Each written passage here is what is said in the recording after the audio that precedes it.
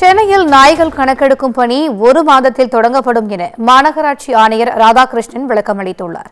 சென்னை மெரினா கடற்கரையில் உள்ள கால்நடைகளுக்கு தடுப்பூசி செலுத்தும் முகாம் நடைபெற்றது. அப்போது செய்தியாளர்களை சந்தித்த அவர் இவ்வாறு தெரிவித்தார். இது எல்லாருக்கும் ஒட்டுமொத்த தேர்வு காணும்படி மாடல் கோட் ஆஃப் கண்டக்ட் முடிந்த பிறகு அனைத்து ஸ்டேக் ஹோல்டர்ஸையும் சேர்த்து, அதே மாதிரி வல்லுநர்களோட சேர்த்து இதற்கு எப்படி நிரந்தர தேர்வு காணும். குறிப்பாக இப்போ அண்மை காலங்களில் பிராணி வளர்ப்போர் லைசன்ஸ் வாங்குறதில்ல.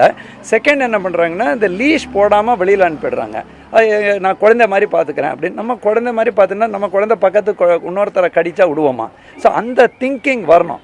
எல்லாமே சட்ட விதிமுறை, சென்னை மாநகராட்சி லீஸில் இல்லாதவங்க மேலே ஃபைன். ஸோ இது டெஃபினட்டாக நீங்கள் பாதுகாப்பற்ற முறையில் பிராணிகள் வளர்ப்போர் இதை வெளியில் எடுத்து செல்லக்கூடாதுன்னு பல முறை எச்சரித்தும் அதை இது பண்ணுறாங்க. அண்மையில் பண்ண கேஸ் 50 இதையும் நம்ம அப்புறப்படுத்தி இப்போது அப்சர்வேஷனில் ப்ளூ கிராஸ் ஆஃப் இந்தியா கொடுத்துருக்கோம்.